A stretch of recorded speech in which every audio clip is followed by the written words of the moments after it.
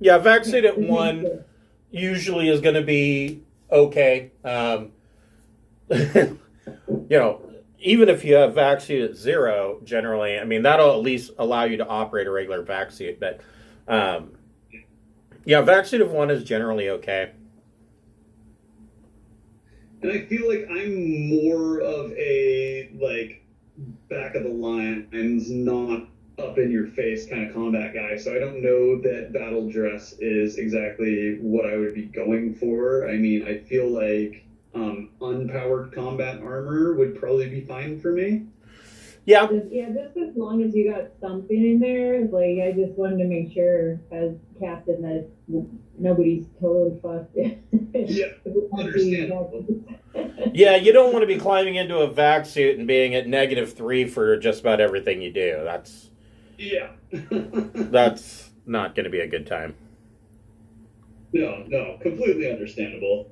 I mean, that was my thought was, either pull investigate up to 2 or take a couple of the level 0s that I have up to level 1s.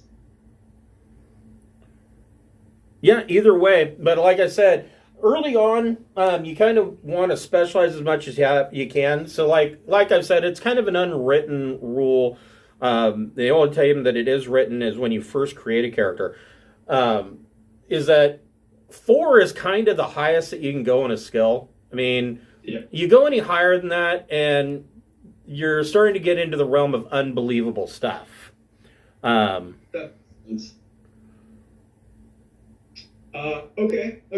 Secondary question.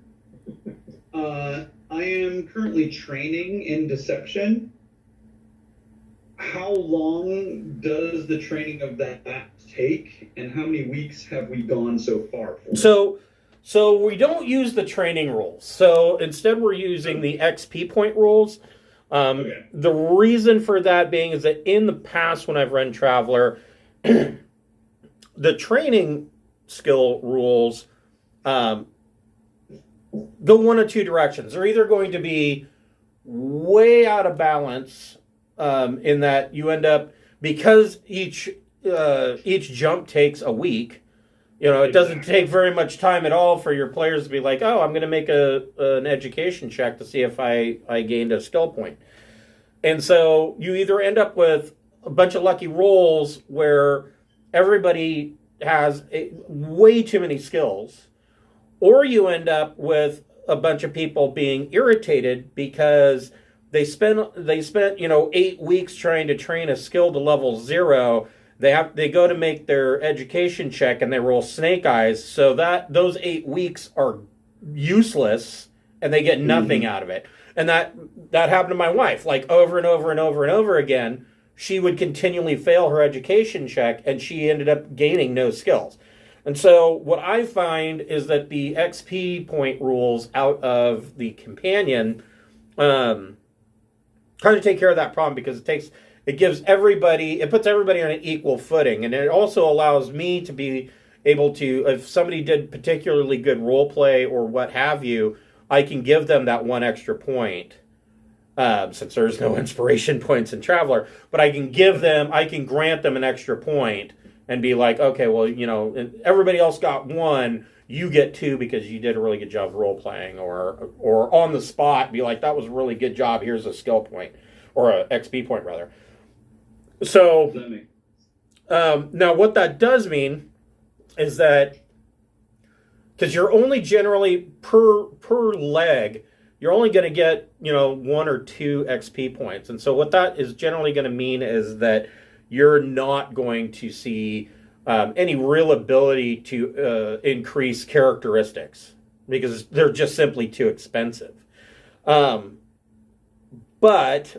that's also not really that unusual.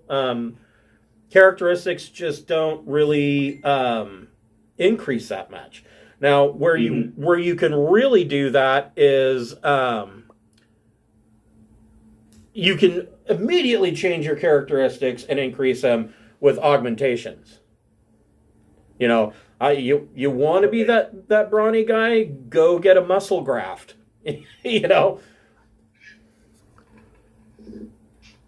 Yeah, I'm more interested in money because I was looking at augments and just drooling. Oh yeah. Yeah, wafer jacks. Some of those for you. I got cybernetics, and yeah, medicine, obviously, but it could help. So I think Captain Beth has a wafer jack, doesn't she? I do, and I haven't even done anything with it. So Yeah, that's one of the things I want because you can use money to boost your int or edu skills. right. So but it's specific. So for instance, and I don't know which one that Beth has, but it's either there's two. There's the /4 or there's the /8. Well, /4 means that you could run two programs. And so let's say, and it has to be intellect or education. So she could say, well, I want to pick up science biology. So if she gets a wafer jack with science biology on, or gets a shard with science biology on it, and say that she gets science biology /2, it's -1 for the bandwidth. So she would then gain, as long as that shard is slotted in her wafer jack, she would get science biology at rank 1. Or she could take astrogation or engineering J drive, theoretically. So you have to pay for these programs, right? Correct. Yeah, they're basically just little USB or micro SD cards that fit into the back of your skull. And so with the /2, you can slot 2 of them. With a is that right? No, /4 you can slot 2 of them. /8 you can slot 4. Yes. I think it's double. Yeah. It's half of whatever the capacity is. Yeah, the 4/8 you divide that by 2. Right. Yeah. So, do you think that the Floating Palace would have any of those programs available? Very, very possible if you go and seek out the Bazar, which is right down here. Just mine. In the Bazar, you can probably, you may find something like that. And if not, you can go specifically to Rochando's Bazar, which is, I believe, D. Yes. So Rochando's Bazar is in this block here. And if he doesn't have it, he can probably get it. And where do you find the back alley Cybernetics guys that'll saw your arm off and stick a cyber arm on, So give you yeah, probably fake antibiotics and go here, shove you out the door. Yeah, probably not going to find too much of that on the Floating Palace. Now, having said that, that's not necessarily true. So, on the Floating Palace, you would probably go down to the bottom end, to the university and to the Scholars Tower, and they would be able to probably hook you up. I want the full experience. I want to go where you walk down an alley and it's raining and there's like a neon. So that would be Tech World. That would be Tech World, 100%. I want Blade Runner, man. That would be Tech World. Tech World has a higher population of robots than it does of Sophons. Our friend killed some guy there, though, so it was kind of a thing. I don't know. You'll probably be fine if you go. That's all right. We'll be back. I need to turn myself into Rocket Raccoon. The other place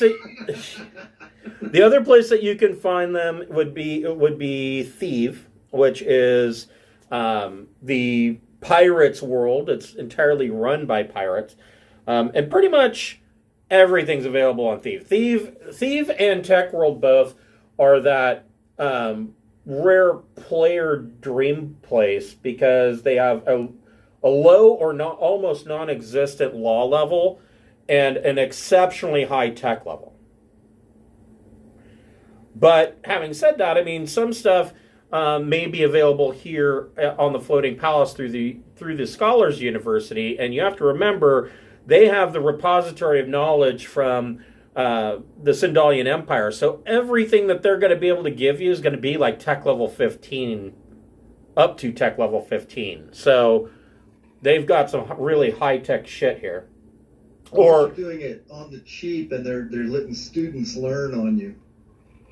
Well, see, Like they have the knowledge to do it. They don't have the resources. So if you went to the Scholars Tower and you said, "Hey, I want to get a /8 wafer jack," they would say, "Oh yeah, okay," and they'd pull up the schematics and they'd be like, "Yeah, this is what one looks like, and this is how we would go about installing it. We need these parts or these resources." And then either you could go out and get the resources, or you could go to Rochando and say, "Hey, can you get these resources?" And it would cost you so many credits to get the resources. Then you would have to buy or pay however much to have it implanted in, or for them to manufacture it and implant it in you. So it theoretically could cost way more than the list price. So I'm looking at the map, and I'm trying to get to where I sort of immerse myself a little bit better. I found Tech World, but you said Rochando, and what was the place that So we were talking about? Rochando is a man. He's a trader that comes to the Floating Palace of Drinax, and he has set up a small bazaar, and basically his bazaar is set up to basically trade Sindalian artifacts for things that the Floating Palace needs. Because you have to remember, the Floating Palace, for the most part, is on, enforced rations. The population is bursting at the seams. Most of these people, maybe they eat every other day. This is the planet that's been ruined. Right. And so the Floating Palace is the last bastion of civilization for Drinax. And the other funny thing about the Floating Palace is that almost every person you meet, the guy who is hired as a janitor sweeping up, has noble titles. Everybody there has noble titles. And they've been there for so long that's how there's definitely a inbreeding situation going on here. Everybody is either given noble titles at birth because it's passed down to them when somebody dies, or they are granted noble titles. And the longer that you guys have spent here, the more that you're figuring out that the fact that part of, if this pirate campaign is successful, you'll be granted noble titles, you'll be granted land, you might be given a planet. None of that really means a whole lot to anybody here because everybody has a noble title. And from the Floating Palace, they can look down and point at their land.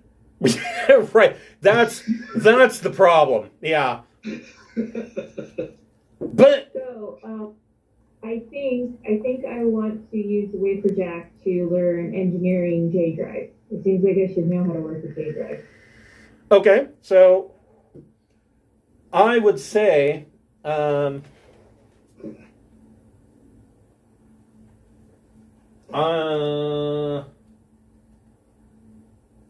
give me just a second.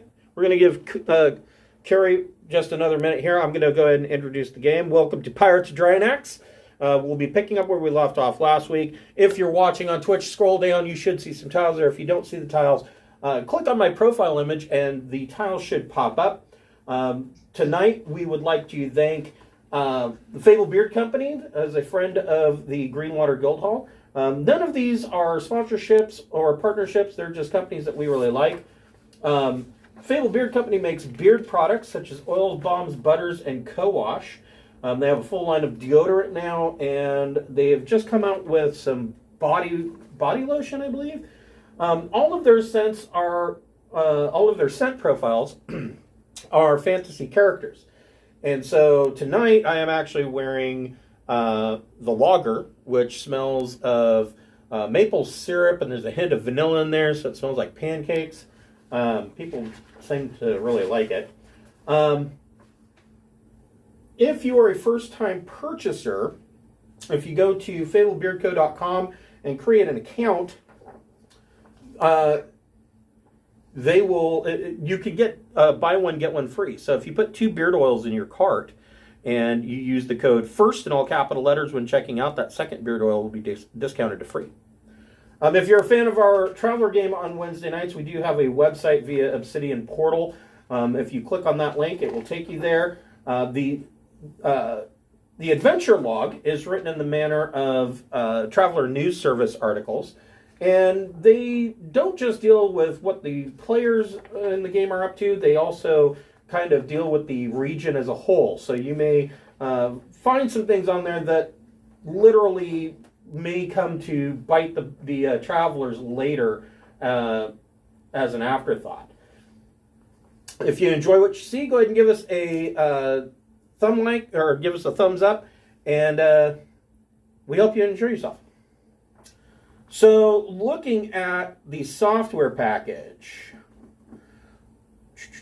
so Expert 2 for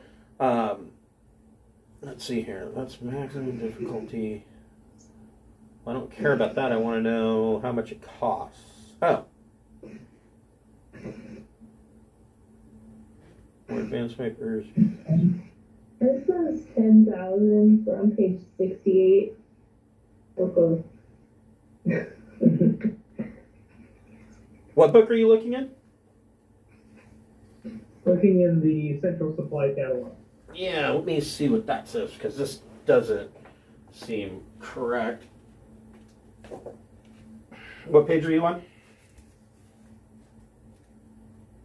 68. That's more what I was saying. Yeah, this is more what I was saying. So yeah, it would, for 10,000. Yep.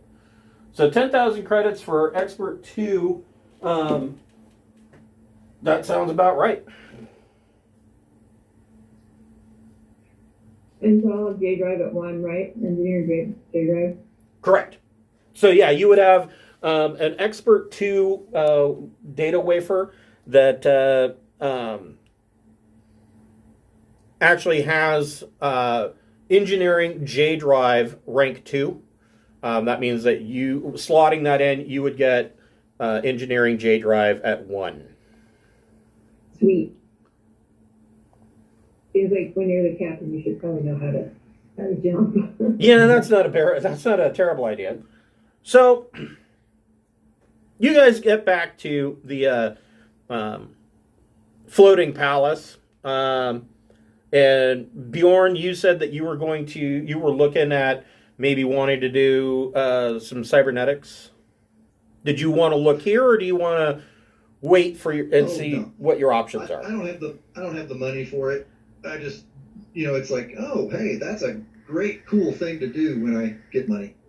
So the first, we found 9 mega credits of Aslan coins. I mean, so remember, 10% of that comes off the top to go to King Oleb. So you have 8,100,000 credits from that, or 8 mega credits and 100,000 credits. Well, it's not my ship, and I'm not part of the party for very long, so I'm basically a hired detective guy on the at the moment. So we haven't worked out where I fit in the financial split of all this loot. all right. That's true. So, well, and I mean, that's kind of up to Rexar, Qingxi, Beth, and Keith, whether or not you want to, do you want to bring on Bjorn and Athaku as regular crew members? I mean, they've done well so far. And I want to split the money so that we're all co-conspirators.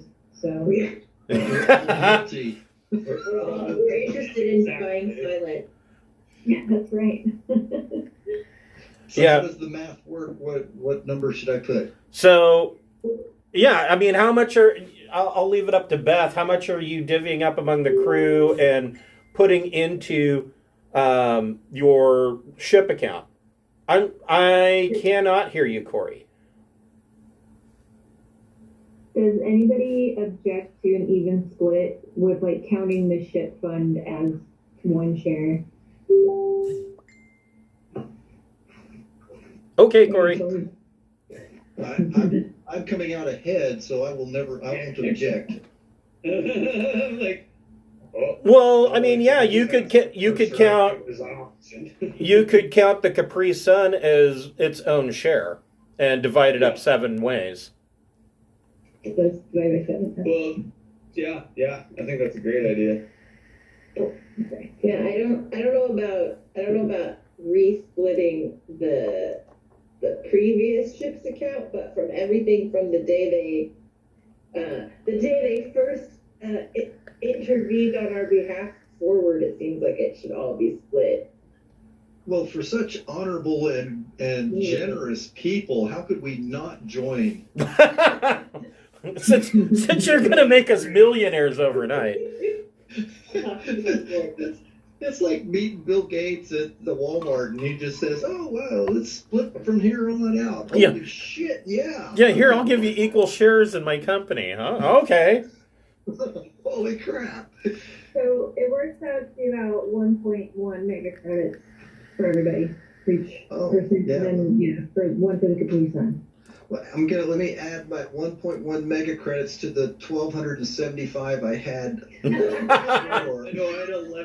had 11. So 1 mega credit and 112,496. That is exactly what I'm doing. Yeah, that is the correct way to do it. Yeah. It's time to go generic, y'all. Have a beer. Let's celebrate. Well, it's funny, that there's all these GMs out there. Oh, well, you got to keep your players poor, and they shouldn't be making that much money. I'm like, they came up with a dollar bill with the amount of 1 million on it for a fucking reason. They're going to end up with this. They're pirates running a fleet. They're going to get that much money sooner or later. I mean, as a DM, the most fun is to have them be freaking wealthy, and then the next game they're busted broke. Well, especially in mercenaries go. especially in Pirates of Drinax, I can come up with way worse things to do to you than make you poor. There's just an endless bounty of things that I can fuck you with that I don't really need, to worry about that. Yeah, the whiplash is fun. Yeah, it's fun to spend it on crazy things for sure. Right. Well, holy crap, man! All of a sudden, I've got Daddy's credit card, and I'm at the mall. Well, I mean, 1 mega credit doesn't go nearly as far as you might think. I think that there's some things that are a little skewed. You need to walk back into a store you recently tried to shop in and be like, "Remember me? Mm-hmm. Right. I'm gonna pull a Pretty Pretty Woman style. Well, Pretty Woman. Well, like one example. Some biotech store. Just be like, you wouldn't help me before. Big mistake. Huge. Well, like one example, like if you mustered out during character creation and you were rewarded with a ship share is only worth 10,000 credits a year, and I'm like, well, what kind of shitty ship are they? Are they giving you stock in that it's only worth 10,000? I mean, if it was like a freighter, or a merchant, I would expect more than 10 grand per share per year. I mean, if they were doing anything, it should be like 10K a month. Gas thing. The book is full of stuff that all you have to do is play your character for 20 years, and you can buy one. Right. No, thank you. So, speaking of money, we invested a bunch of money in a Gas station. Right. So you invested money. It wasn't that on Katora? Well, we were doing it on a planet that is along the Oh, that's right. It was along the Dust Belt. Dust Belt. Yeah. The Sindalian Main. Yeah. Well, it hasn't been long enough to pay a dividend on that yet, but we will. Yeah. I just was curious to how that was going. So, yeah, there's really no. Yeah, it's hard to say because it's not. It's probably not like a publicly traded situation, but in a year, you will receive a stipend from that, and that will be dependent on. It'll be dependent on trade values going forward. So it can go up and down. So it works a lot like the commodities market. So Nobody ruin the economy. Don't do it. it's the Trojan race. The economy is pretty much tanked anyways. So you're kind of meandering around in the Bazar, and this is where Beth has purchased her data wafer. And you find Rochando, and he has an entire block set up, and the whole area. It kind of makes you a little sad to see this because what this Bazar is it is kind of a flea market kind of situation, but the people are trading like family heirlooms and Sindalian artifacts just so that they can get, something that they can actually use. I mean, yes, this is a near perfect bust of, Sindal's third emperor, and it has a literal archaeological value of priceless, but can I trade this to you for, a food synthesizer? And he will take that, go off and sell it and come back with a food synthesizer. He's known as being able to get pretty much anything. In fact, he was instrumental in helping the Floating Palace rebuild their gardens. So the royal gardens here, they used to be, the typical type of royal garden. There was a hedge maze and, roses and whatnot. That's was all originally taken out, and it was replaced with basically a botanical food, garden, so that they could grow some of their own food. And 25 years ago, it got a blight, and the Floating Palace was in desperate need of fresh seed, and they were worried about they were going to starve, and they sent Prince Herrick and the head of the Hawk Guard to Asim, and Asim, the planet Asim, which is run by a group called the Foundation,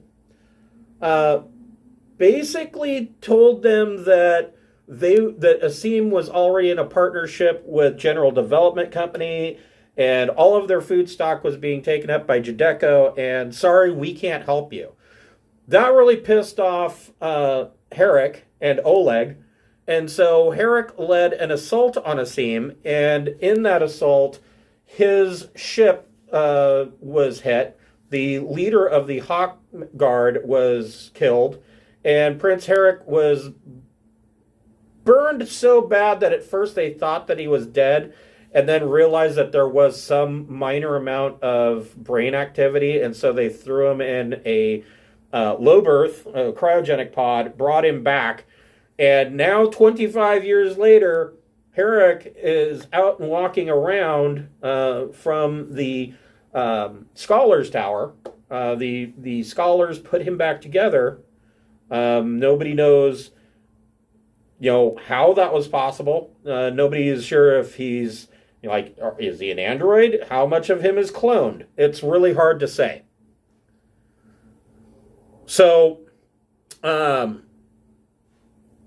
Yeah, and he doesn't talk much, so maybe he's still learning how to, learning again how to talk. He was messed up. There wasn't much left of him. They scooped him up with a broom and a dustpan, and maybe a little bit of barbecue sauce. So Rochando is known around the docks as being, around the entire palace as being the man who can get you anything. No questions asked. And as you are coming around, Rochando comes up and he goes, "Oh, it is the Pirates of Drinax. How fares your missions, eh?" Doing pretty well. He says, a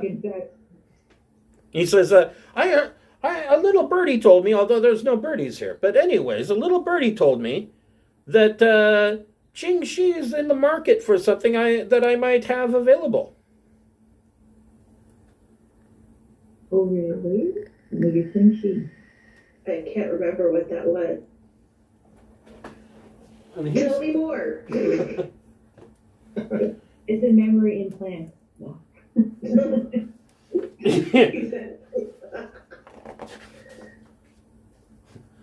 What's this little device here? It's called the Midnight Ranger. No.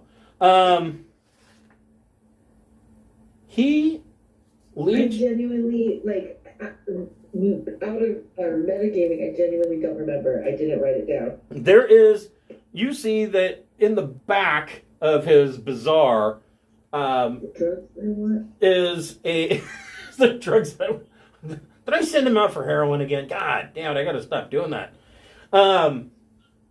You see that there is something about. It looks like it's about 7 feet tall, and it's got a tarp over it. And he comes over and he pulls the tarp off of it, and you. Is it sparkly? It is. Well, not entirely. It is a little dirty, a little dusty. There's some dents, but Can I bedazzle it? maybe you can bedazzle it. It is Sindalian Scout battle dress. Yes. Okay, okay, good. Yes. Yes. Hell yeah. That looks interesting, but I don't want to seem overly excited. So, while internally my bells and whistles are all going off, I want to play it as cool as possible. So what is that hunk of junk?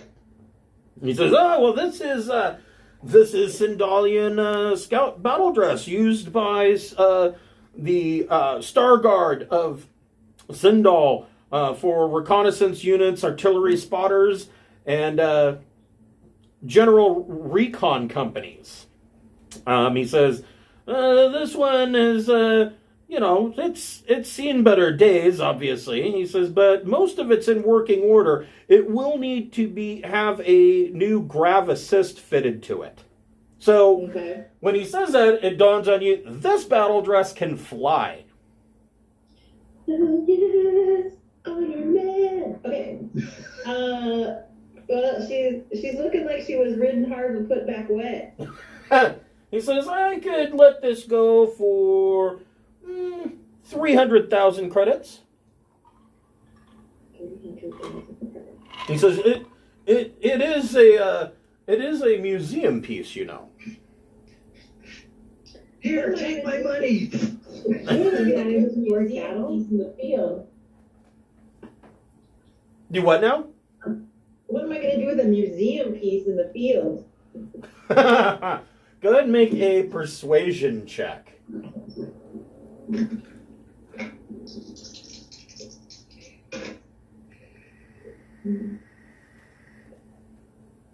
So persuasion plus charm. Plus charm. Oh, I was really hoping for intellect. My charm's not quite as good. 7. He says, well, he says the grav assist, I haven't been able to get it to work. I suppose I could let it go for 280,000. 280. Was it in a historic battle? Is that why it's a museum piece? Well, no, it's because it's, like 1,000 years old. Oh, okay, cool. Yeah, because if it's Zendalian, then it's been around. And I mean, It's been around. it looks like if you were to clean this thing up and polish it, the main part of the armor is going to be all polished, brushed steel or cerametal. And then, like, on the shoulder pauldrons, there are gold, dragon's heads as the shoulder pauldrons. The knees look like gold, dragon plate knees. Kind of. There is stylization on it, and of course the imperial insignia of Drinax is right there on the chest in a big gold, emblem.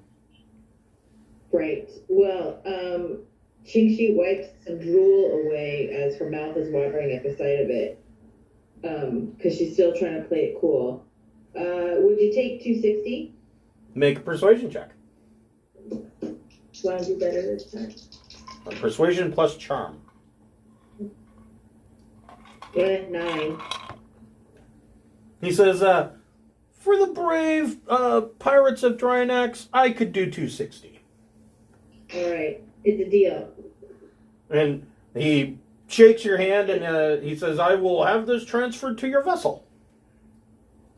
Good Fantastic. sir.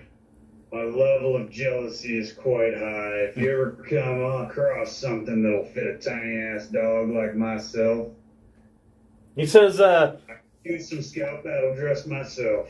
Jetpack. Vargur, yes. Next time you're at Drinax, come look me up. I might have something for you. You got anything in the ways of some combat armor that you might be willing to part with? Not for a Vargur. Which is why he needs time to get it. So Carrie, Yes. that battle dress is on page 35 of the Central Supply Catalog. Okay. It has plus 23 protection. Mm-hmm. It is tech level 14. Let's see here. It protects against 260 rads. It will give you a plus 4 to strength and a plus 6 dex. It has 12 slots for modifications and add-ons. Weighs 90 kilograms, and it only requires vac suit 1. Sweet. All right. Then I will happily transfer the credits. Okay. So yeah, I mean, as far as like the Gravisis goes, you can probably get that. You could probably get that repaired. At most major ports, of course. If you go to Instel Arms, they'd be able to find one for you. Or you could just ask real nice to Keith and have him tinker with it. That's what I was thinking. Is case of beer and some non genetically modified protein food, powder food, and maybe I could convince him to help me out. Okay, yeah, that sounds amazing. Hold on for 1 second. I need to grab this other book. Gotta find my thumb drive so that I can pour over the catalog. That's literally the one that I was just eyeballing. I was like, I got the cash mums for this, but ain't nobody gonna have it. Yeah. So let's see here. It's rough out there for other. Yep. So then the question's going to be, does he have Vargur? Combat armor. It's probably going to be a no, but he might be able to. Like I said, he can get anything. Yeah. Well, okay. Is there a way to like mod regular combat armor to fit somebody with those proportions? Technically, you could. Here's the biggest problem outfitting Vargr and the modifications that need to be made is that Vargr have inverse knees. So they don't stand like a regular human. When you bend your knee, the back of your foot goes up towards your butt. They have dog legs. Mm-hmm. So any armor has to be modded to account for that. You just gotta straight up crisscross it, man. Put your pants on backwards. Right? Yeah. He does not. He does not have anything. Now, he does know. He knows a little bit about your kind, and he's a you people. No, he says. He knows that most Vargr Corsairs have mismatched bits of armor all over them that they kind of build their own style, their own fashion sense out of. And so he says that he can, there are some places he knows that he can go, and I can talk to these people and they may be able to help me out. Well, you've done my new friends right, and I hope you can do the same for me. He says, I will see what I can do. Is anybody else looking for anything in particular?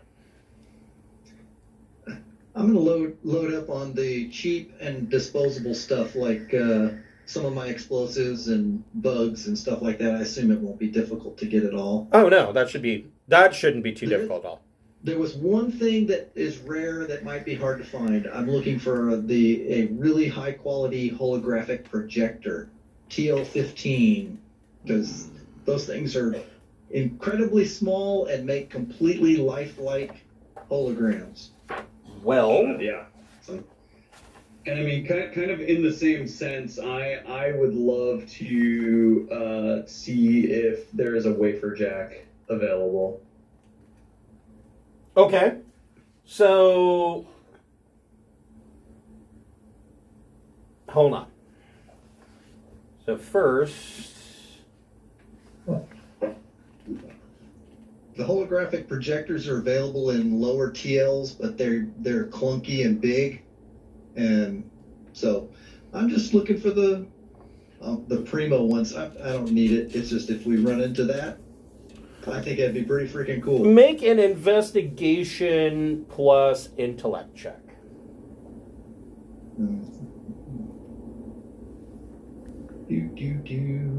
Both of us are just Bjorn. He's buying grenades, just so everybody knows. Looks like I rolled an 11. So he does have a TL15 holographic projector that he would sell for 25,000 credits. Mm. And Bjorn's just so excited to find it that he blows his ability to bargain it down. So he's just going to have to pay list price. Okay. Okay. And then, I'm sorry, you wanted to see if they had a wafer jack? Yes, please, sir.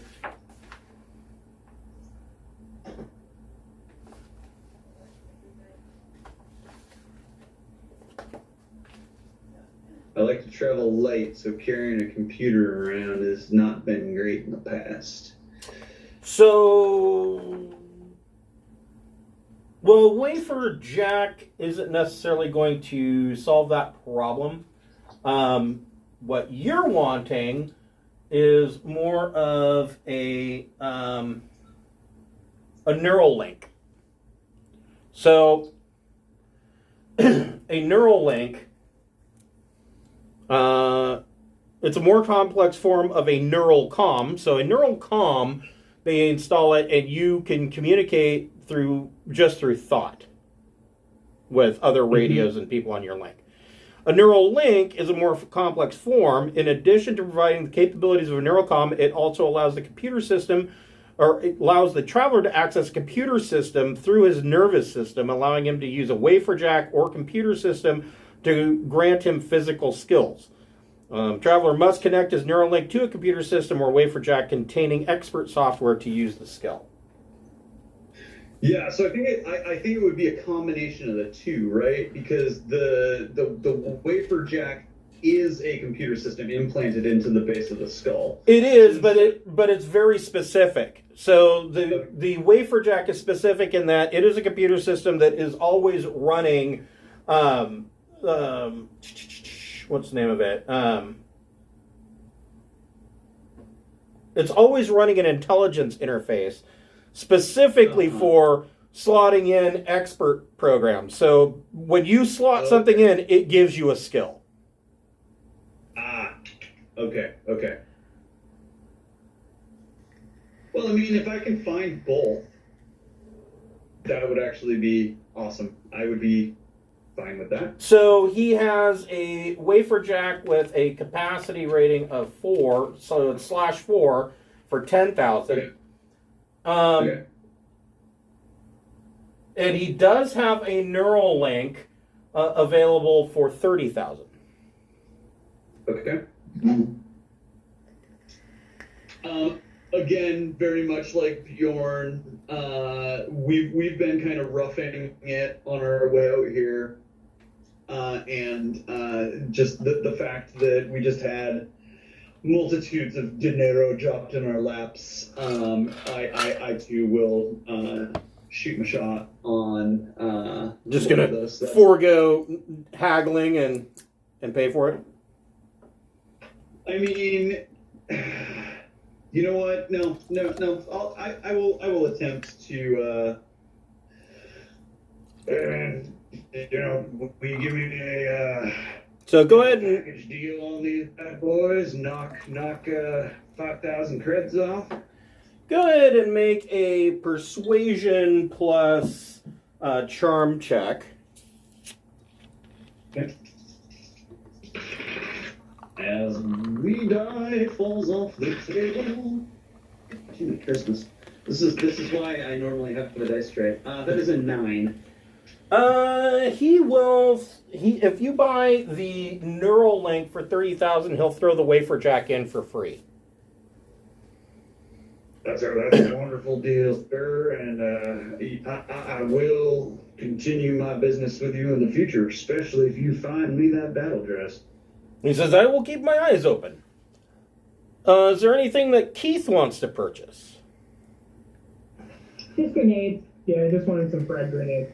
Sure, and you can buy them at list price. And what about Rexar? I know. There you are. Grenades for the grenade launcher. Yeah, you can do that. Are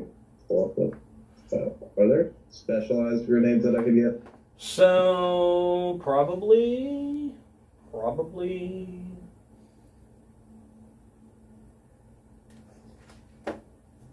I believe so. Yes. So.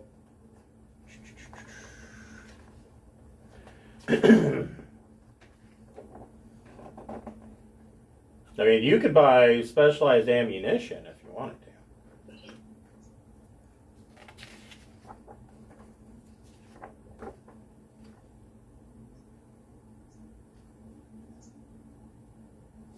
Why am I not?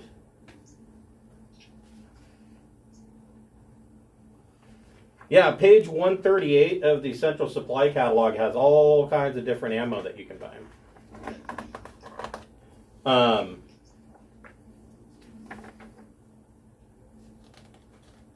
Are you kidding me? Why am I not finding grenades? What the hell?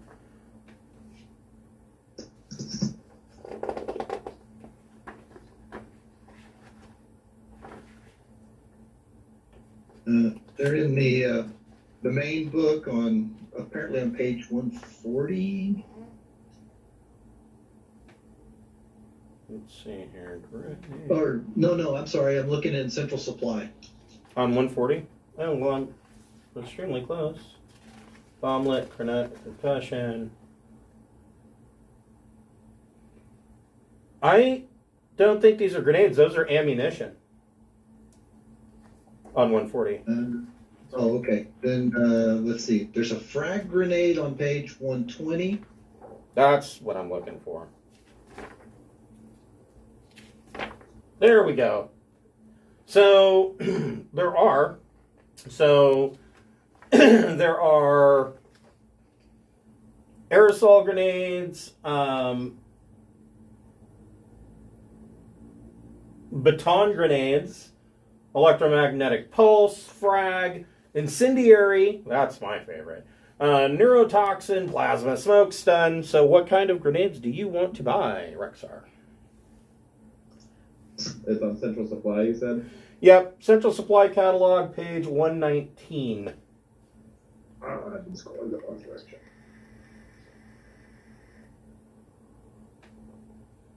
They're not really that expensive either.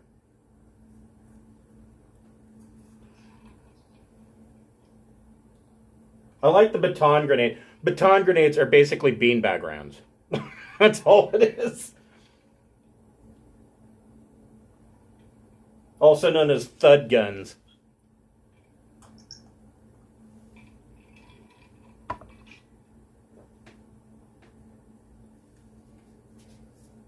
Ooh.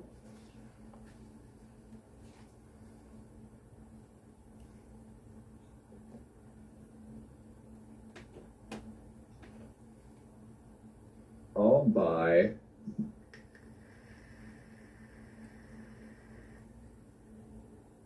3 plasma grenades.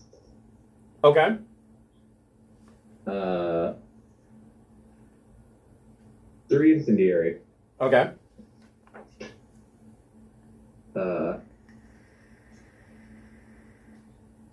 2 stuns. Yeah. 2 EMPs.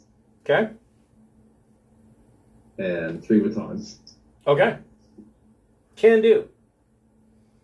I'm glad you didn't pick neurotoxin because I was going to have to tell you didn't have any of those. But, so you guys get done doing your little shopping trip in the bazaar, and you go to the throne room to pay King Oleb his due. And when you walk into the throne room, King Oleb goes, "There's my beautiful bastards. You diverted the Aslan Ihati in such a magnificent manner." And he comes over and he just kisses Beth. He's like, "You are magnificent." And he says, Oh, just a little assassination. That's all. he says, as a bit of a thank you, he turns and he says, now, he says, "I realize that this is a backhanded thank you," but he turns to Rexar and he says, "So I've gotten reports from Kaseel that you ended up having to kill somebody and ended up with a couple of wives and a ranch on Thor." Does he want to go to the ranch? Listen, Is it the chicken ranch? the wife ranch. The wife ranch. That's where we just drop off all the wives at the ranch and let them run free. There's just herds of female Aslan as far as the eye can see. No, he says, I understand. He goes, and I mean, I only know what I've learned from Kaseel, so forgive me on my ignorance. And he says, but I understand that Aslan dietary conditions are a little bit different than everybody else's, and that you have to take a special medication in order to digest other foods. Is this correct? Oh, yeah. Then I'll pull out my bio pills. He says, I also know that Aslan raised a beast of burden named an Awua, and he says, I know that you can eat those in traditional ways without having to be medicated to digest them. I just so happen to have a herd of 50 Awua that I came into possession of, thanks to Rochando, I would like to give them to you. And you can take them to your ranch on Thor. You can do with them what you please. Transport or You'll have to transport them yourself. In fact, you'll have to pick them up on Asim, our chattel world. looks like I'm gonna have to call the wives and have them get their big ship. Well, he says, actually, he says, this is where the backhanded thank you part comes in. He says, I don't know if you've read the latest Traveler news articles lately, but he says, that uppity bitch, the Golden Queen in Yggdrasil, is naming herself as the Empress of Sindal in Exile. That's my title. Now, I've been talked down by my advisors. I wanted to send you to Yggdrasil to do, piracy things and make her life a living hell. But I was talked down by my advisors, and ideally, I would like you to go to Yggdrasil to make an entrance to her court as my emissaries. And we're going to try a diplomatic approach. And he kind of spits at the ground. He just, you can just tell he just has no respect for the Golden Queen. He says, introduce yourselves, but be firm and making sure that she understands that I'm the Emperor of Sindal in Exile, not her. He says, but, Yggdrasil is on the way, so you can stop at Thor, and you can put these Awuwa to good use on your ranch. This sounds like a very relaxing mission compared to the last one, honestly. Yeah, go on How and... do we connect this to Athaku and Bjorn's need to chase down their mark? Well... That's what I was saying, is what direction are we headed here? Well, you can jump over... Well, let me bring up the map and I'll show you. But essentially, it's kind of on the way. So you'd have to stop at Asim first. You would have to stop at Asim first, but... Let me see, is it on this map? I believe I want to make one last purchase. Okay. So... Gravity hammer. You want to buy a gravity hammer? Maybe.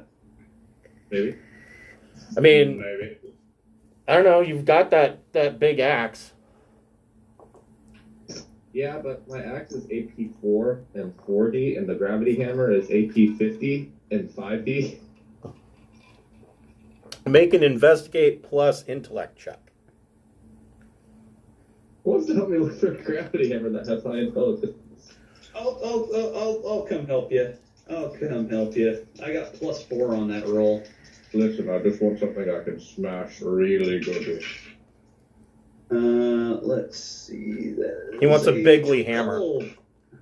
So, you don't find a gravity hammer, but Rochando tells you that on your next visit back, he is going to look for one. He has a good track record of finding anything that people need, and that he may have one for you on your next visit back to Drinax. And the discussion about making this another trip reminds Bjorn, he goes and finds supplies, expert programs, and hardware to outfit a gourmet chef station on the ship. Okay. So you find... So you can get, for 10,000, you can get an expert to, it's expert 2, steward 2. So you would have steward 1. Do you already have Steward as a skill?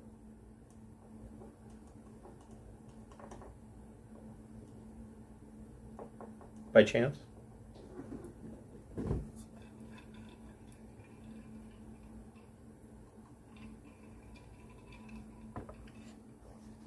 Did I just go blank, or are you looking?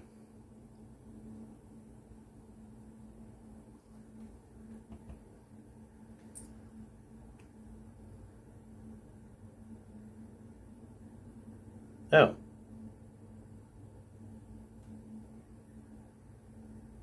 Use Sorry, ship.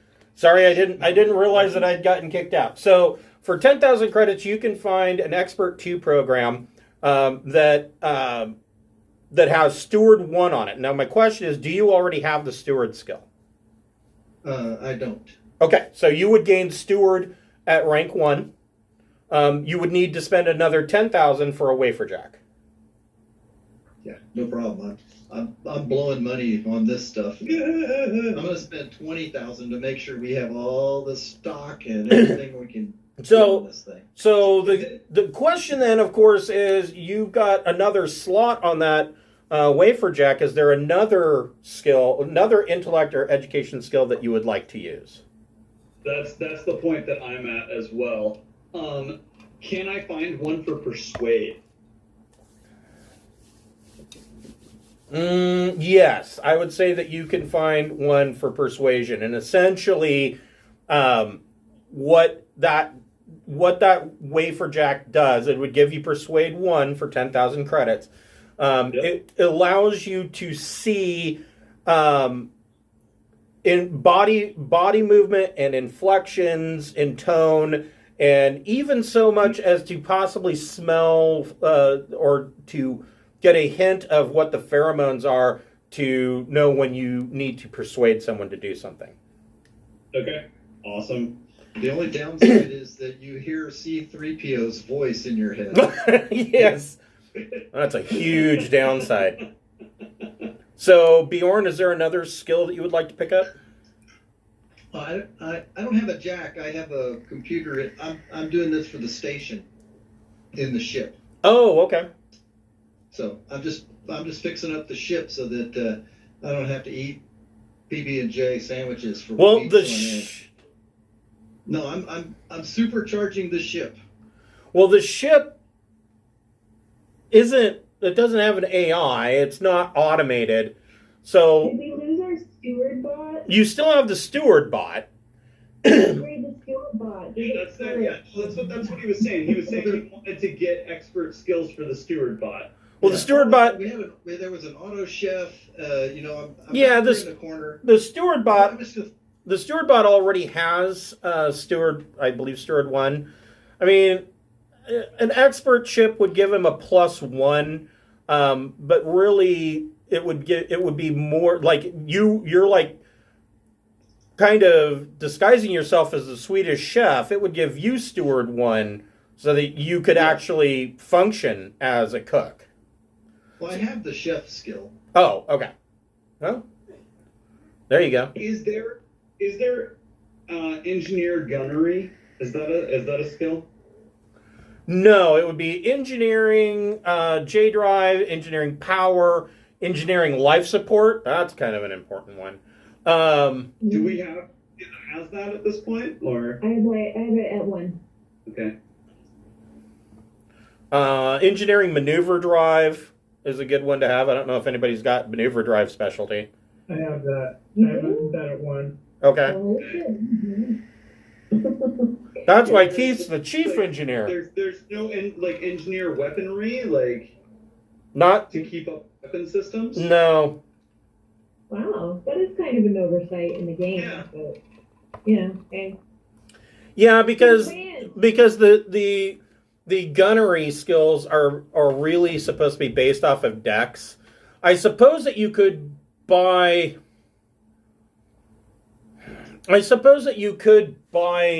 one that would be gunnery turret, but only as far as intellect or education goes. So you know how to break one down and put it back together, but it would give you no benefit to firing the weapon in combat. Right. Yeah, that makes sense. I thought I read somewhere that like you can have the gunner skill and to aim and shoot is a dex, but to fix something might be an int. Correct.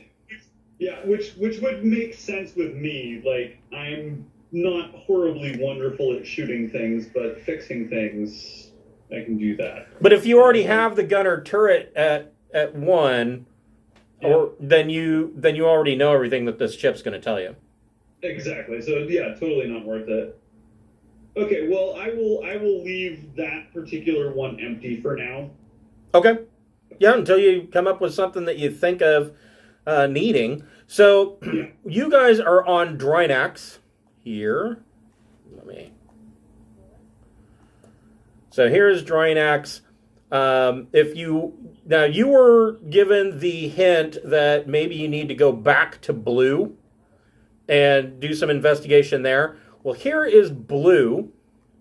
Here is a seam. So if you were to essentially make the jump to Clark, then go to Blue. So there's 4 weeks round trip, or 4 week single trip, with a stop at Clark for fuel and then a stop at Blue. You can do your investigation at Blue, jump to Torpal, and then jump to a seam in another 4 weeks and pick up the cattle. Now, then it is going to be, what did I figure out? 28 weeks to go all the way to Thor. You can, if you guys want to make morale checks, you can, and you can essentially shorten that to 14 weeks. But keep in mind that your ship only has enough supplies to keep you in food and oxygen for 4 weeks operation at a time. So every 4 jumps, you essentially have to stop somewhere to replenish supplies. We don't have cows on board during that trip, do we? You would, yes. They'd be in they would be in the cargo hold, stinking the place up. Do they give us a boon on morale checks because we can go pet them whenever we want? I think I'd say we should put them in carbonite, except for maybe one, so somebody can pet it. Well, freeze dry those stupid cows. Oh my God, I don't want to smell cow What steak. is the size of a bovine low birth? well, not available is the answer, but they do exist. Oh, Captain's a pretty good medic, so we could make it work. I mean, the smell of cows is going to just ruin the food in this place. I would say that, yeah, that's not a terrible idea. Carting cattle around for 28 weeks, they're going to be so atrophied to be damn near useless, and you're probably going to lose half the herd. Not to mention the fact that you got to feed them and clean up after them. So there will be, on a seam, they will be placed into low berths that you can just wheel onto the cargo hold. Yes. And I can unfreeze them whenever I want to pet one. Bjorn's sitting there and I got 1 million credits. Can we just hire somebody else to ship the damn cows? Never. Well, the reason that you're going to Thor is because he wants you to go to Yggdrasil and talk to the Golden Queen's court. And so Thor is all the way up here, right on the edge of this green edge is the Floriani, the Florian League. They're another race. And then, of course, Yggdrasil is down here. Yeah. So, yeah, you could hit Blue and then hit a seam and then start your long journey up to Thor. Let's do it. Let's go to places. Okay. Figure this out. This is potentially a pretty huge monetary gain for us if we figure out where this little lass is. Very possible, yes. Is there any research, marketing research, or whatever to find out what Yggdrasil or a great opportunity along the way where they're missing some tech level or something where we can cash in? I'm sitting there with a huge bank account.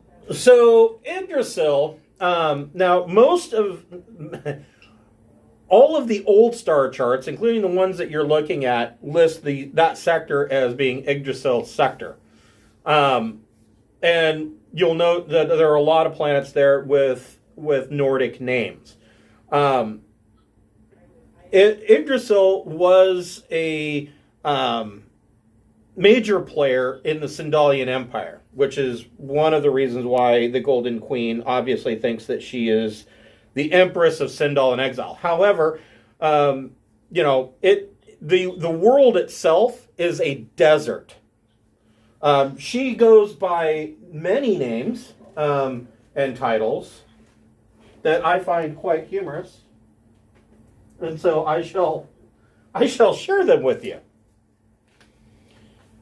The world is a desert, and its one claim to fame is that it has a space elevator. And the counterweight at the end of the space elevator is the Golden Palace. No, it's not a Chinese restaurant. It's the Golden Queen's Palace. And also, it is a high port. And normally, nobody would give two shits about Yggdrasil. But when the Third Imperium opened up trade with the Floriani, they needed someplace for a trade hub at the end of the Dust Belt. And so the Third Imperium decided, even though this space elevator and the high port is decrepit and old, it still functions quite well. And so they picked Yggdrasil. This made the Golden Queen exceptionally happy, or, well, at the time it was the Golden King, but made them happy thinking that they were going to be recognized by the Third Imperium. That didn't happen. And pretty much there's been very little communication between the Third Imperium and Yggdrasil. And so now the Golden Queen is on the throne, and she's getting impatient. She thinks that the Emperor Strephon of the Third Imperium should recognize her as a fellow empress, a cousin, and that he should give her more respect than she gets. And she issues these grand proclamations that really nobody pays attention to. Least of all the Floriani. The Floriani just don't give a shit. But her titles are the Golden Queen, Empress of Sindal in Exile, Absolute Despot of the Stars, the Supreme Goddess Incarnate, and the Mother of Water, among many others. Well, I mean, so long as we can find Bart and all of his giant robot battle suits, I'll be happy. I have a plan, just hearing that description initially. So we pump her up to be more and more bold in her attempts to get notoriety, and it's going to blow up in her face eventually. Her latest proclamation is that there is that she is going to invade Thor and kick all the Aslan off of her planet, and there's a range war going on that the Aslan started. The reality is that, yeah, of course, there's been a couple of incidents, but there's hardly a range war. And the real reality is that there's only a couple 100,000 settlers on Thor anyways. There's plenty of room. And for the most part, the settlers don't care that the Aslani Hati are there, because the Aslani Hati pretty much are doing the exact same thing that the humans are doing. So this is all made up. Not only that, but Yggdrasil couldn't invade Thor if they wanted to. They don't have the manpower. They don't have the ships. So she's essentially just talking out her ass, hoping to garner some attention from the Third Imperium and the Florian League, which it never works. They're like, yeah, whatever, do whatever you think you got to do. Well, it sounds like she might have an imbalance in her brain chemistry. Is there any way that we can amplify that? Well, Yeah, like she's a victim of the patriarchy, and everybody's telling her she's hysterical, even though she's completely in her right mind. damn patriarchy. Grow up with stuff like that, and then she'll take it as far as possible. We could spread a rumor that she actually has something too, and So, then maybe they. so you want to head to Blue first, and then head over to Asim to pick up your cows. Is that the plan? Sure. So Yeah. Ching Shi, make The cows. make an astrogation check. Astrogation? Yes, astrogation plus intellect or education. Right, so my astrogation is +2. Is there anybody that's higher than that? Bjorn's not going to help no matter what. Fuck the cows. Let's He's move. taking an anti-cow point of view. You want regular navigation? I can help with that. If you're on the open water, he's your guy. Which, you know, 11. what'd you get? 11. Okay. So Keith, make a J drive plus education or intellect check at +3. Okay. That is 12. Okay. And you guys are in jump space. Not only that, but you will arrive 1 hour ahead of time right on the 100 diameter limit. Like, you are bullseyed for Torpal. Or I'm sorry, Clark. You spend another week at or not necessarily week. So you're going to want to dock at Clark, refuel. Now, just game here. I thought the little white dot was like a gas giant where you could refuel, and Clark doesn't have one. Right. So you can't refuel you can't do frontier refueling there. You have to dock at Clark's port. And honestly, there's really not a lot to do at Clark. Clark is for so as the ship is docked for Bjorn and Athaku's edification. As the ship is coming in to dock at the landing port, you are looking out the windows and you're like, what a depressing shitball. So everything here is, at least in the city, the starport and the star town, everything is gray, and all these buildings, these monoliths, are made out of black blocks. And when you get closer, you realize that they're not black blocks. These are bodies that have been frozen in carbonite. True brutalist architecture. Well, Clark was hit pretty bad with biologics and nuclear weapons during the fall of the Sindalian Empire. And an entire religion rose up. Clark still had the technology of these carbon freezing guns. And this religion rose up that they will not only go and they actually send out teams, archaeological teams, to scour the ruins of these cities, to dig up the dead. They carbon freeze them. They use them as building blocks for their buildings. And the idea that of their religion is that on the day of healing, everybody will be thawed out. They will all be healed or brought back to life, and we shall all live in harmony. And starve 2 weeks later because you don't have enough food for 18 billion people. Well, I mean, most... Stop it. This is the official religion of Drinax because it was advantageous. That's true. The pirates have bartered a deal that Clark will join the kingdom of Drinax, and that Prince Herrick, since, you know, he kind of went through a similar ordeal being burnt to a crispy potato chip and then brought back to life, he is now the heir apparent to being the space pope of Clark's necrologic religion. Yeah. Guys, we've told a lot of lies and made a lot of deals Yeah. with the Empire. You're gonna discover.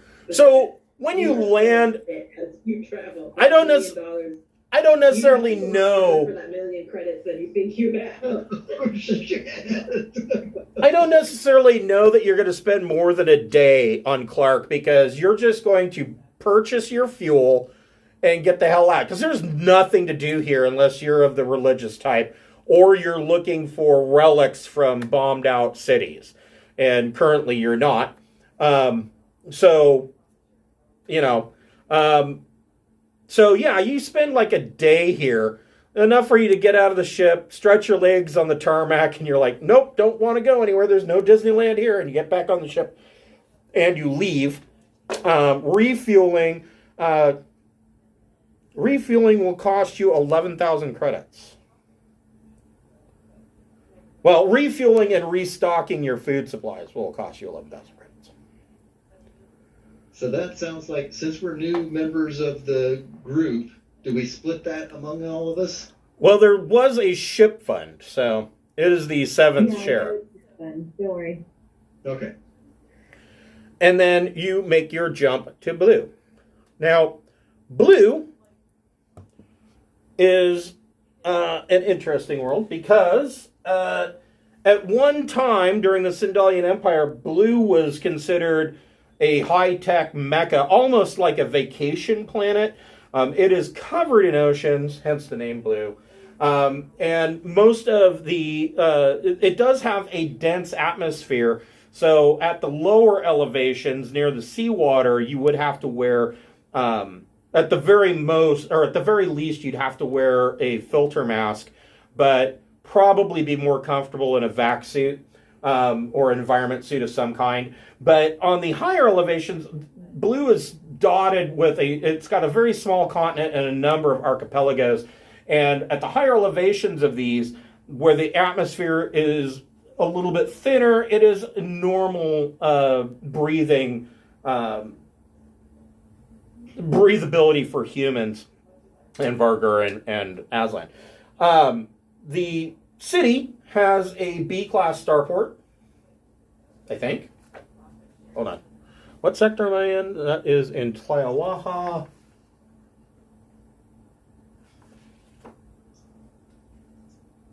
You don't even want to know how long it took me to try and pronounce some of these Aslan sector names. Yeah, so it was once a rich world, considered a jewel of the old empire. Blue, where is it? Yeah, it has a Class B starport, fairly high tech, or I'm sorry, fairly high law level. The law level here. While you're in the starport, you can walk around with, like normal, you can walk around with a pistol on. But outside of the starport, no armor, no guns. In fact, no knives. You're expected to be unarmed and It's like England. Holy shit. yeah.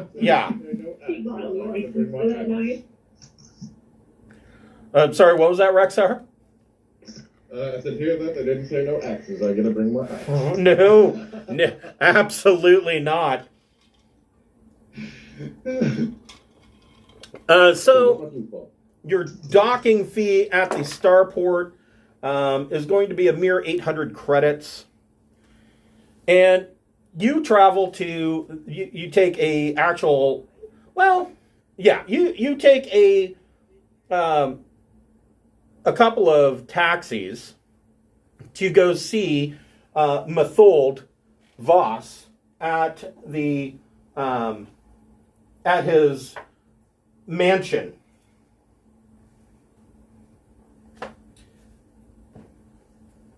Hold on here.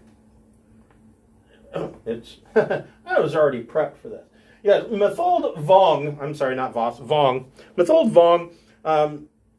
You pull up to this. It's a very Gothic style mansion. It's been around for a couple thousand years. It's built clearly in the Sandalian architecture. And there's a big wrought iron gate at the front that opens up and lets your taxi in. And there's a fountain, a dragon fountain in the middle with a gravel turnaround. And the taxi driver says, okay, so should I wait for you guys? Seems like a real long walk back might be a good plan. I'll toss him 500 credits. Oh, well, I'll wait as long as it takes. I won't even leave the meter running. And so he turns off the meter and shuts down the ground car, and you walk up to these large double doors, and the servants let you in. And the head butler tells you, the head butler is actually a blap. Blaps are also known as newts. They are a salamander people. He answers the door in a black and white, soaking wet robe with a little black cloth covering the top of his head because their skin has to stay moist. They wet their clothes down. And he comes in and he goes, well, I shall go get the master for you. Please come in. You may adjourn to the study. And he takes you into a large library type area. There's 4-story tall bookshelves with ladders that go around, and there's a large fireplace. And after about 15 minutes, Mathold Vong comes in, who Bjorn and Nathaku have already met, and he says, "Oh, have you any word on Carissa?" That is her name, right? That's No, Kasah. Do you have any word on my daughter, Kasah? Well, we know where she's not, and that is everywhere that we've been. Mm-hmm. He says, if I can provide any more information for you, I will be happy to do so. I apologize for when I hired you. I probably didn't give you all the details about her. But Kasah was a highly intellectual child, although in the weeks leading up to her stowing away aboard that terrible merchant ship, she has been troublesome. Well, what can you tell me about this trouble? Has she been associating with riffraff? What are we talking here? He says, well, you see, about a year ago, actually it's about 2 years ago, she tested very highly to a very prestigious private school here on Blue. And it is actually the Judecco Academy here. She tested very highly. But I don't even remember her applying. But they had sent people here saying that she had tested very highly in her scores. And so I paid the tuition to send her to the academy and thinking that this was the best thing for my little girl. And then, about a month before her disappearance, she started sending us letters that made no sense, talking about ballets and operas that we had been to that we'd never gone to, that didn't exist, or wondering if we liked last year's holiday celebration at a people's home that we've never been to, that then come to find out those people don't exist. She sent very, very peculiar letters. And this was then a few months later, then the school contacted me and said that she had run away from the school and had escaped the grounds, and that this was going to be, means for punishment and dismissal. And so I sent out my own people, and they discovered that she had stowed away aboard a merchant ship and escaped.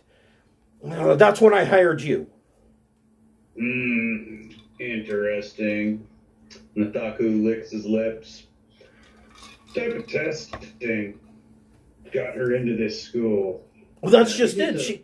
we didn't have her apply. There were no tests, but they said that evidently they had gone through her previous schoolwork and said that she had tested very highly.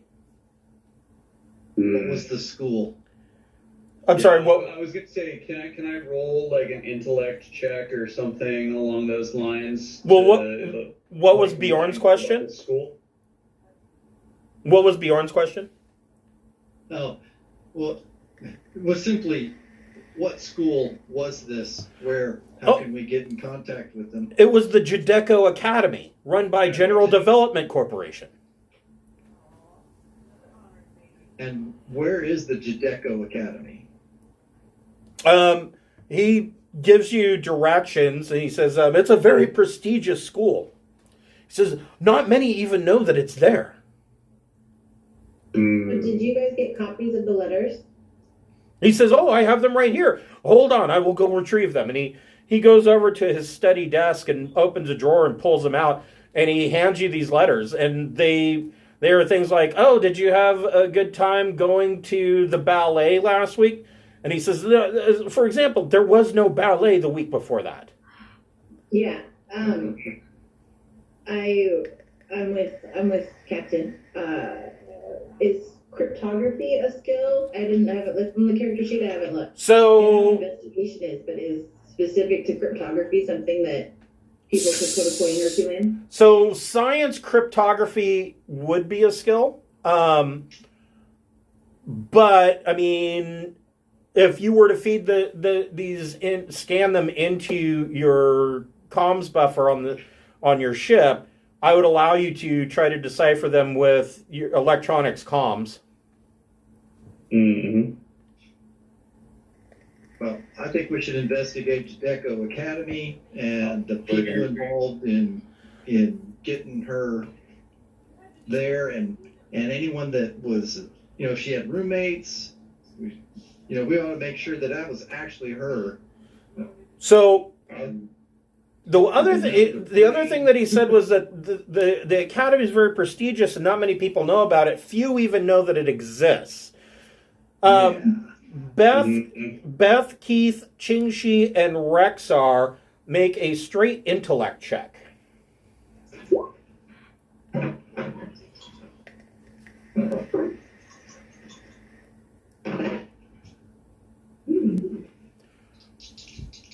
So, Keith got 6. Okay. I got 10. What about Rexar?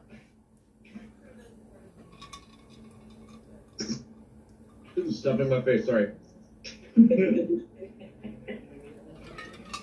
Recon, right? Nope. Just a straight intellect check. Oh, that's even worse. It's okay because you're so pretty. 3. So Qingxi and Beth, you kind of put 2 and 2 together because you've heard at least twice that there is a top secret psionics institute on Blue. The first time that you heard it was on Marduk from a Church of the Mind member. that's right, yeah.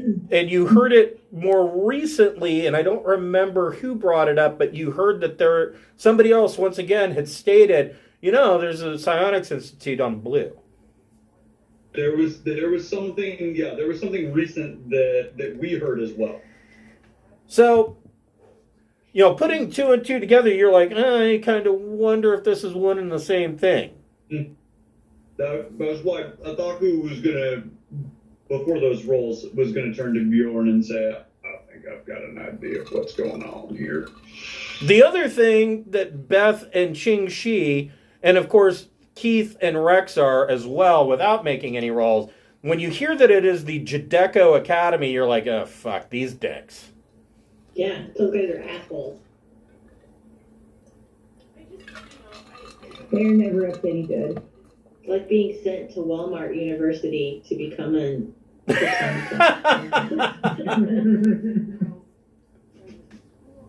Yeah, well, I don't know if there's they're as bad as Walmart, Sandwich artist, is that more accurate? but Sandwich art school. So- Art school. he gives you directions to the academy, and he tells you that they have their own private starport. He says, if you would like, I can call and tell them that my investigators are coming and have some questions about Kasah's disappearance so that you can have landing privileges. Well, I already paid our Uber driver extra to get us over there. Think that'll do it? Sure, but, the Uber driver's not going to wait around for you while you're bopping around a university. That's a good point. So he gives you, he makes a quick call on his mobile comm, and after about 20 minutes, he gets off the phone and he says, you've been cleared for landing. Just, when you radio their tower, and he gives you the frequency. He says, when you radio their tower, just tell them that you're here about the Kasah Vong situation, and they'll allow you to land. So you go back. The Uber driver takes you back, and he's only going to charge you another 100 credits for the round trip. Don't worry about tipping me. You paid me enough. If you guys ever need another ride, you just let me know. And he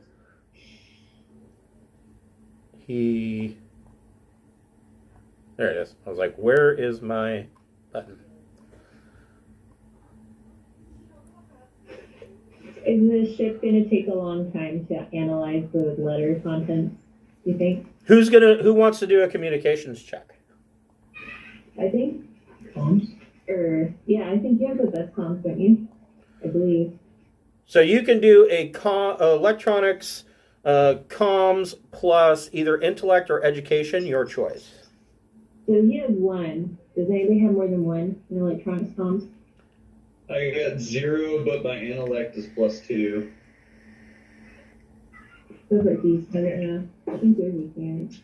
Yeah, I mean, my total is +2, but it's just to electronics.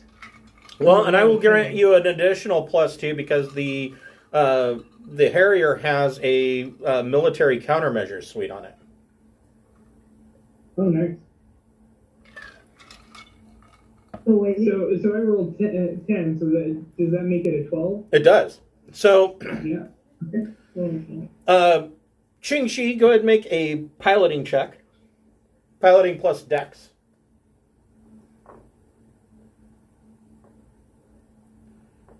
$13.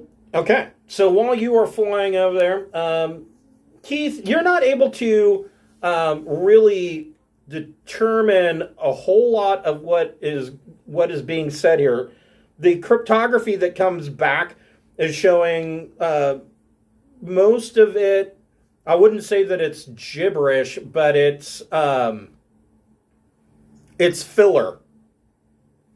The code that you do pull out of the letters that you're able to find finally by putting all of the letters together and reading them sequentially is that the code says they are hurting and enslaving us.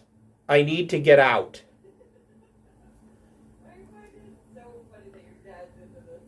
wow, that's a good clue. Jeez. Holy shit. So Ching Shi brings in the Capri Sun and sets it down on one of these smaller pads down here. And this is the Jadeko Academy. You are let in immediately. In fact, the Academy goes ahead and refuels your ship free of charge. Does this thing look like a massive spaceship to anybody?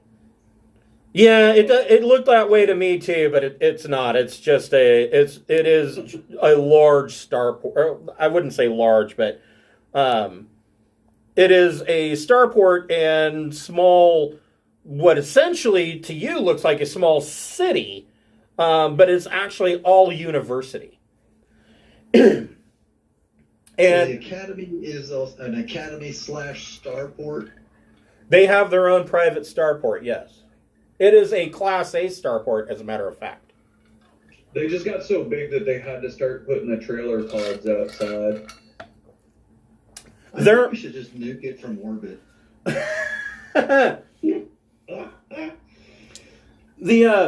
You are met by an administrator, and she comes out, and she is wearing the crisp black and silver uniform of Judecco. Sure, hers isn't so much a uniform like the security forces would wear, but it's more of like a business suit style, but it's definitely in the uniform colors with a small lapel pin that is the Judecco insignia, which I think... Hold on here.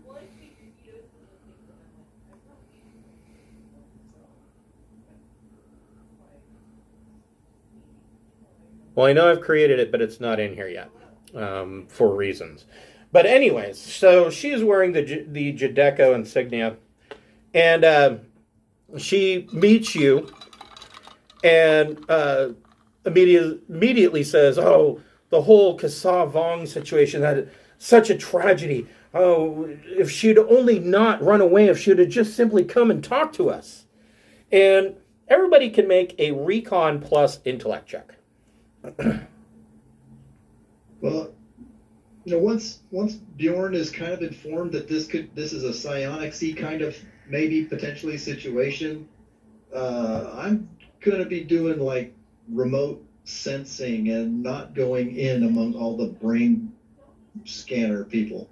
Sorry, I'm gonna be like trying to hack in information and maybe have you guys bugged so I can hear what's going on. I don't want my brain within range of these people. Okay. That's a good idea to have somebody else outside in case.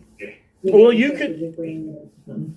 Yeah, so everybody except for Carl, except for Bjorn, make a recon plus intellect check.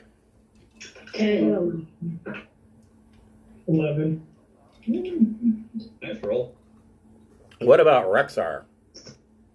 8. So you all made it. Oh. So she's walking you through the campus.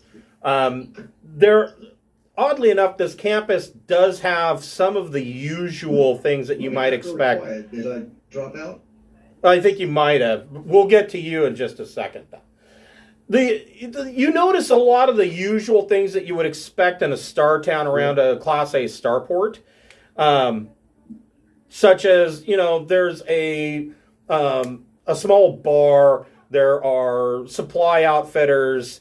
All of the businesses here, though, are all general development company, and there'll be like Judecco, Arms and Armor, or Judecco Tavern, or Judecco, all of these are Judecco framed. And you see a lot of people in black and silver jumpsuits walking around. You assume that these are like starport security and starport mechanics, things like that. So this section, of course, is the initial section where Judecco ships that land here, they're serviced by these people. Then as you get more into the university grounds, then you start to see a number of students walking around. And the first thing that you notice about the students is that they all seem to be walking around in plain... Technical difficulties, guys. Can you not hear us? I'm going to call it a day. Oh, man. Okay. No. Let's ping him in the Facebook and see if one of us can just talk for him. Yeah. Yeah, if you guys want to do that, do that. We're close to closing up, but so as you're walking around, you notice that the students that are walking around are all wearing like a light blue jumpsuit, a onesie kind of thing. They're not like normal college students that you would see. And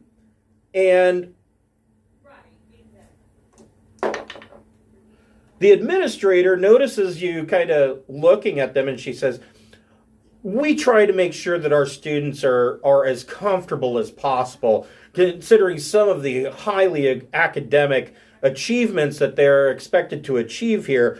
We want them to be as comfortable as they can be in their environment. You gotta be comfy wumpy here, huh? At college.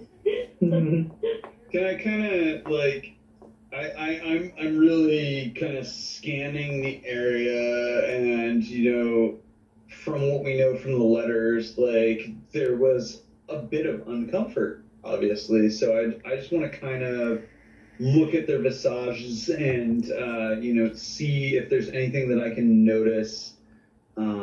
Like, are they unhappy? Things along those lines. All of them seem to be avoiding eye contact and looking down at the ground as they shuffle about. One of them comes up and kind of doesn't bump into Qingxi, but stops right in front of her and looks at Qingxi and says, You know the thoughts as well, don't you? You can hear them. And he turns around and walks off. Wow, cool. This is horrifying. I don't know if you should have them down though. We can probably just save this one girl. The administrator, when this student comes up and says that to Qingxi, the administrator says, you'll have to forgive him. Some of our students are highly on the spectrum. So if Bjorn, well, hold on. Oh, he dropped out. So never mind. I guess we will pick Bjorn up next week. So yeah, Qingxi, is there anything that you want to do after this weird encounter? Well, I'm concerned that I instantly get picked up as psionic in this place, because while I would like to investigate, I don't want to bring attention to myself. So is there, in thinking in like terms of Harry Potter, is there occlumency that I can use to like sort of hide my psionic ability? Yeah, I mean, you don't even have to spend any psi points. Every telepath has the ability to shield themselves. You can just raise your psionic shields. Yeah, I'm gonna do that. Okay. I feel like Bjorn wants to stay on the ship because he's worried about getting brain penetrated, but if they're enslaving psionic people, I'm probably most susceptible to it anyway. So I'm gonna just, as soon as he speaks, my guard goes up, knowing that I'm getting read that easily. Okay. All right. Athaku, is there any question that you have specifically for her as far as your investigation goes so far? Do you want to see Kasah's quarters? Do you want to see some of the classes that she attended? What is part of your investigation? Well, I feel like, initially it would be like, as she disappeared so quick, I'd like to see what she left behind. So can you take us to where she was residing? Maybe allow me to talk to the people she was residing with. Oh, certainly. I can bring in her flatmates. She had two, and we can take you there immediately. And we will pick. up this investigation next week at 7 o'clock on Pirates of Drinax. Bye. See ya. Bye. Bye, everybody. Good night, all. Have a good night, guys. Thank you.